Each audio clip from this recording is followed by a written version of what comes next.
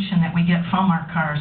We save all kinds of things by getting things online for you. And the better thing, so each individual, you save money, but the thing about it is we provide over 33 services that we didn't a year and a half ago to try to make it easier for you, to try to make it better.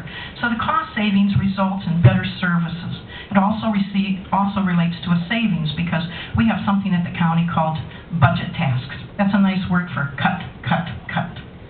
And my whole thing is I want to be able to provide you the services that you're used to and that you deserve while we're cutting. And we've been able to do that by delving in, finding where we can make those cuts, where it's not going to have a negative impact. Matter of fact, we've done quite the opposite.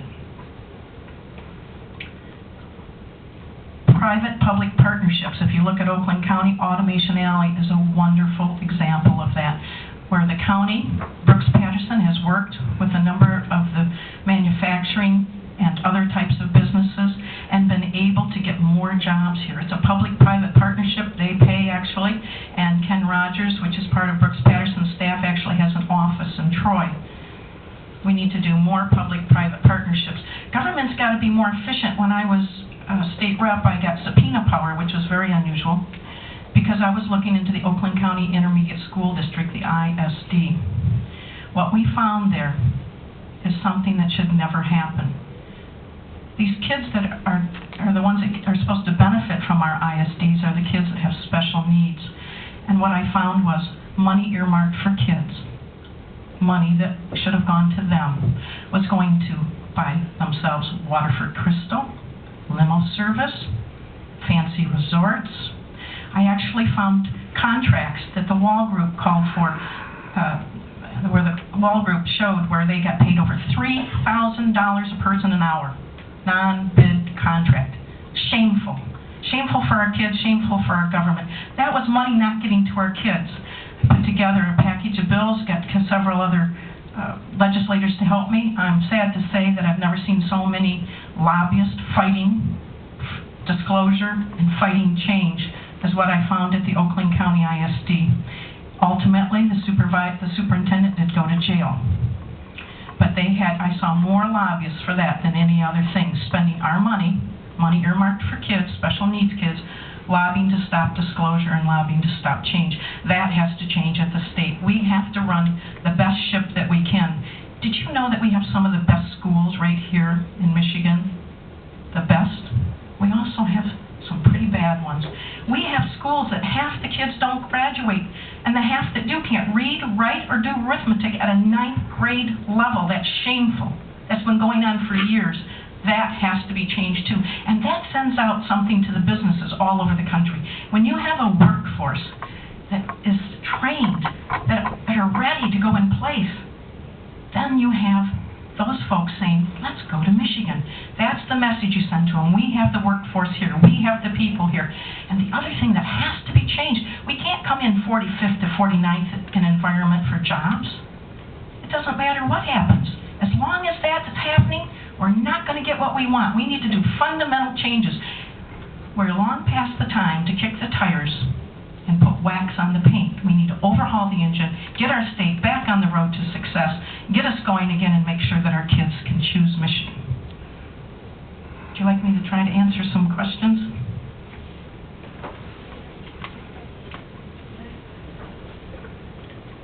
Make a comment also.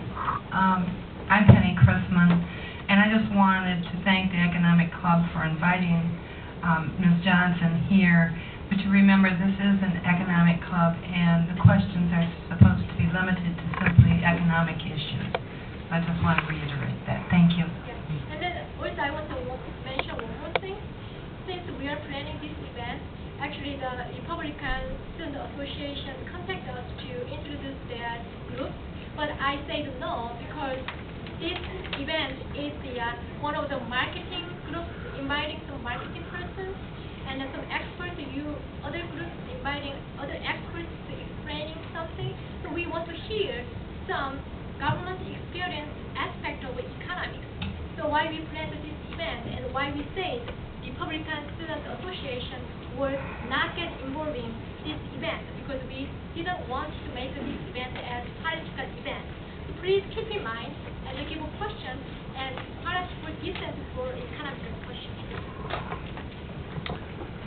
Last night in the debate, Mr. DeVos, you and both Mr. DeVos, you have a lot of generalities. You seem to blame Jennifer Granholm for all of the economic troubles in Michigan. What I'd like to know is last night Mr. DeVos basically, he did admit that he was going to cut, even though $2 billion have been cut with the SBT, he admitted that only $1 million was going to be replaced through tax revenues. So I'd like to know specifics,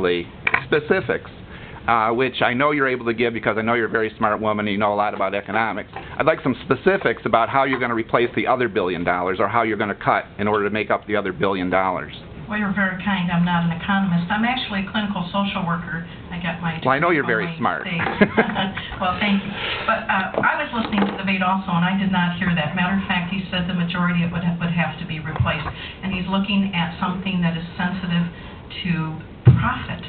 Right now, the single business tax, SBT commonly known, it is the single most onerous tax that we have in Michigan. It's in part driving people out of business. And we're the only state that has it. What we're taxing is when people hire somebody, they tax it. Every time you hire somebody, you get taxed. You might not make any money, you might lose money, but you're taxed. And it is a job killer. It has to go. And the part of the debate that I heard is that he said that most of it would be replaced with a business tax and that it would be, in fact, sensitive to profit. Yes, ma'am. And I'm an instructor with the economics department here, and my question then basically stems from this gentleman. So, if I understand this right, what DeVos really wants to do is create an environment where businesses and firms will actually come in so that any business tax that is generated actually is generated more. So we have more revenue, not less, based on the number of businesses that are coming in. So, did I get that idea correctly? It's like a train. You start getting jobs coming. You get them going. And the more you get, the bigger the pie gets, the more money there is. It's a simple fact of economics. You've got to get this economic engine going or you don't have money to put it into universities. What a great place for us to put the money. But they don't have it right now when you look at what's going on.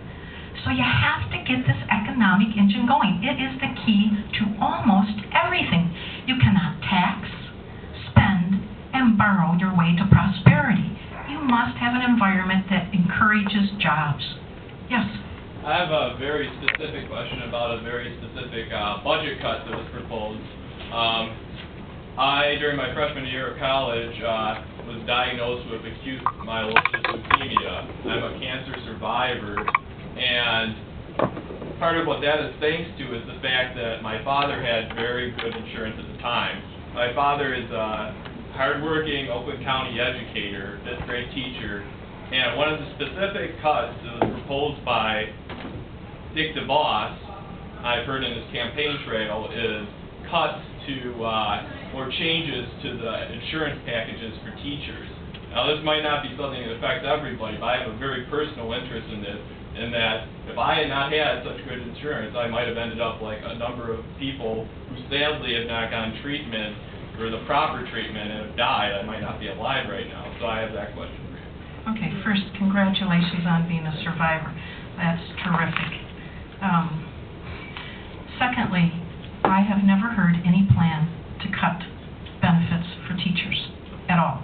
Here's what I have heard when I was in the House, and this isn't from Dick, but this is what I've heard when I was in the legislature, and that is that we need to make sure that people know what they're buying when they're buying that insurance, that there must be disclosure. I believe in disclosure in everywhere of government. That's why you have an opportunity to do this. Isn't it great that we live in America, we have those rights to speak up, but you can't speak up unless you know.